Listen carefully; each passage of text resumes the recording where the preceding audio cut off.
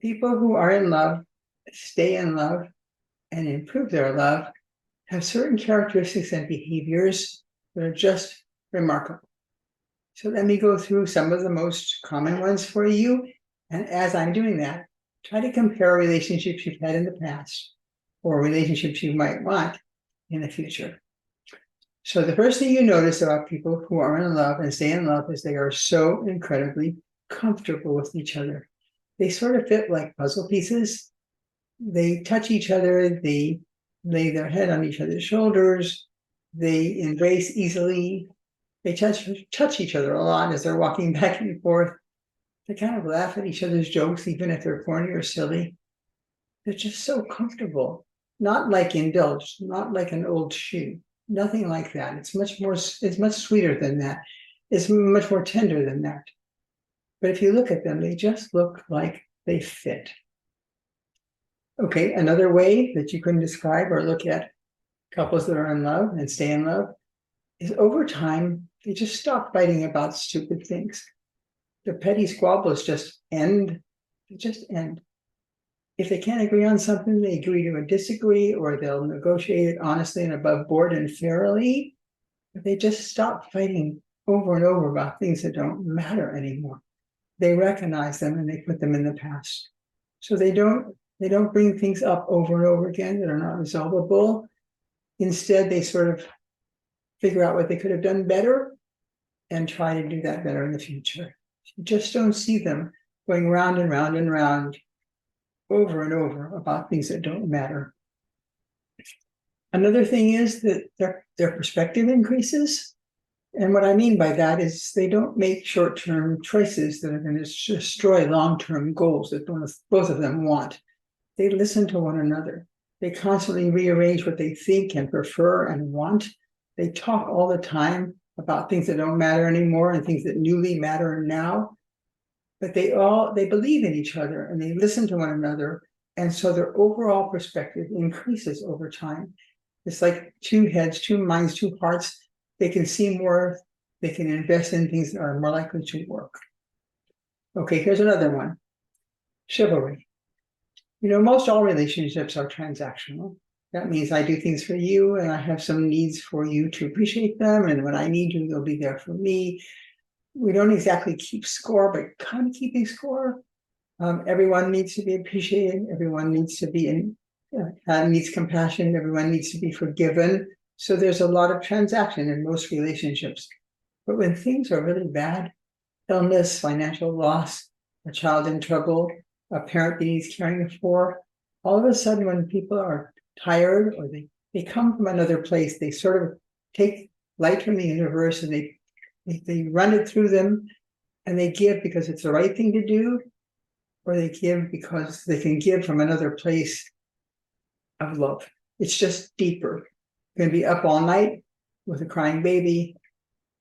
The fever finally breaks, you put them to sleep, you're exhausted, but you have no resentment whatsoever. Or your best friend is going through a really, really, really terrible time, and you pull from a different place in you. It's like giving without expecting a return, because it's the right thing to do.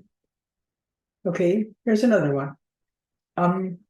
As people get to know each other deeper and deeper, more and more and more, they share things, vulnerable things, embarrassments, humiliations, pain, trauma from their past.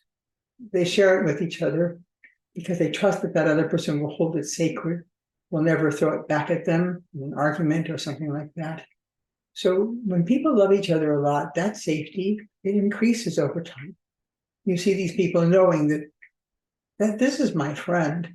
My friend would never hold something against me or make me feel terrible or hit below the belt or hit me when I'm down. They just wouldn't. So that safety, that comfort, not indulgence, the comfort that you know that person is always going to make room for you in terms of the things you feel vulnerable or sad about yourself.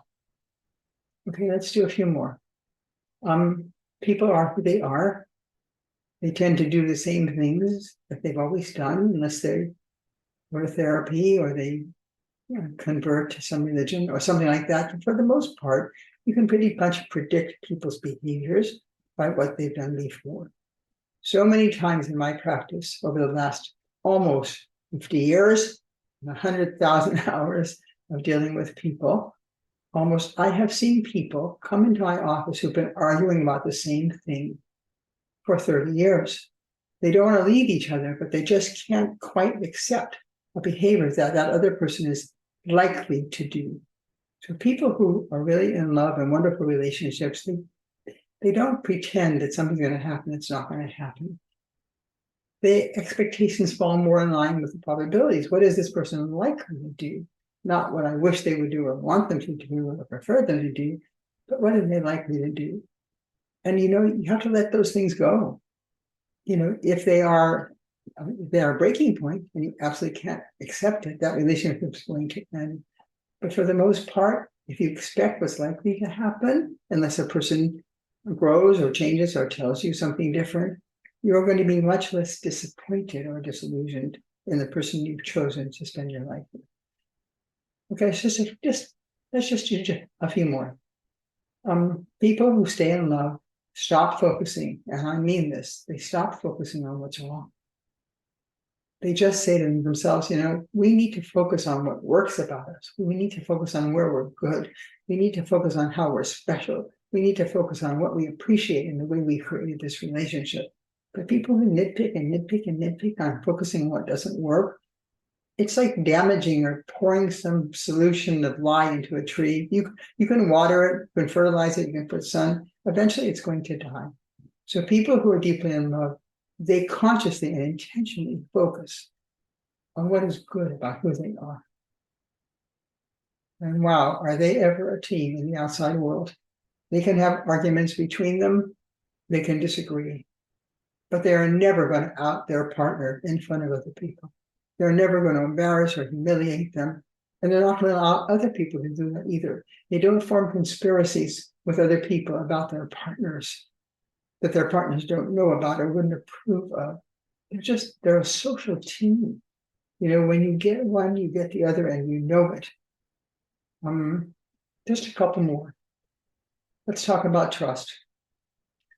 Trust means that what you do, say, believe in, what your ethics and your morals are similar to your partner's. So when that partner is away from you, that partner is pretty much going to do what they're going to do in front of you, except maybe a surprise party or something like that.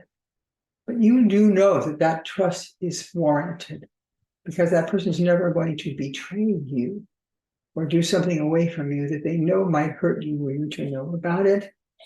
Absolutely, they won't do that. When you look at people who have been in love for a long time, what you notice almost always and quickly is that they like each other. They like each other a lot. Even though the love may wander, they're sometimes different. They get a kick out of one another. They just plain like each other. And now let me add my last point, which I think everybody needs to really think about because I think it's deeper just than this subject. And that is everybody in this world, if they're alive, could be married to many, many different people. It would just be not the same, but they could be. There isn't just one person for everyone. So during one's lifetime, it is very natural to be attracted to more than one person. You'll see somebody in the outside world that if you weren't with somebody, you might pursue that relationship. That's absolutely and totally normal. So instead of feeling jealous or worried that somebody else might come along and take your partner from you, you instead focus on the fact that the reason you don't stray is because the relationship you're in is the best you'll ever know. There's no way you will, in fact, sacrifice that relationship for anything in the outside world. So instead of focusing on what could be taken from you, you focus instead of being rechosen over and over by a person who only wants you.